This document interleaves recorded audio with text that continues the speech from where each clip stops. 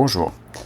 Alors, c'est bientôt les vacances. À la place de la classe du premier semestre, je vais vous donner une tâche à réaliser qui va vous aider à faire des petits progrès pendant les vacances de manière relativement agréable et facile. Je pense que étudier, c'est pas forcément une bonne idée parce que ça demande des efforts et on a tendance à abandonner, surtout pendant les vacances, quand on a besoin de se reposer. Donc, vous voyez ici sur ce site, RFI, ça veut dire Radio France Internationale, il y a des exercices, c'est très bien fait, hein, on peut choisir son niveau, et on peut faire des exercices, écoute, etc., etc. C'est pas mal, mais moi ce que je vous conseillerais plutôt, c'est le journal en français facile. Et ça, vous pouvez faire ça tous les jours. Alors, je vais vous montrer comment faire. Euh, Vous allez, par exemple ici, c'est l'édition d'aujourd'hui. Vous pouvez écouter, ça dure 10 minutes.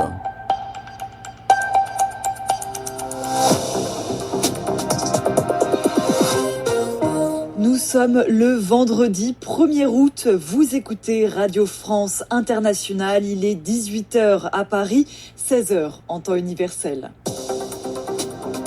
Le journal en français facile. Diane Berger. Donald Trump met ses menaces à exécution. Voilà. Alors, vous avez une grande chance, c'est d'avoir un journal d'actualité qui est fait par des spécialistes pour être en français facile. Donc le vocabulaire est un petit peu simplifié. Et puis vous avez le texte et l'audio, c'est excellent. Cela dit, le français facile, c'est quand même difficile, parce que c'est du vocabulaire quand même compliqué. Alors, pour que ça ne devienne pas une session d'études, c'est-à-dire prendre son dictionnaire, tout traduire et tout, moi ce que je vous conseille, c'est de, par exemple, vous copier une partie de la transcription, comme ça, là je viens de copier, vous allez dans ChatGPT et vous le collez en disant, vous pouvez écrire en japonais votre instruction, hein. Ici je vais écrire traduire en japonais, deux points, tac, et je copie toute la transcription, et hop, on a une traduction qui arrive directement en japonais. Alors, elle n'est pas super, la traduction, elle n'est pas parfaite, mais c'est pas grave parce que ça vous donne une idée générale du sens de ce texte. Et donc, moi, ce que je vous conseille, c'est de lire cette traduction en japonais. Vous avez une idée générale du texte, et après, vous revenez ici, et vous écoutez l'émission de radio en français facile en lisant la transcription. Et du coup, vous avez à la fois l'audio et le texte devant vos yeux. Et comme vous avez déjà vu la traduction, vous avez une idée de ce que ça veut dire. Et donc, vous pouvez continuer à faire ça tous les jours.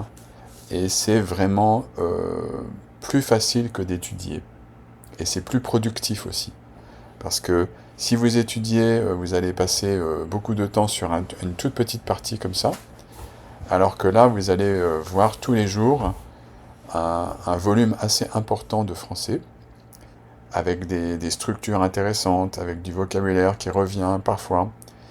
Et petit à petit, ça va rentrer dans votre cerveau.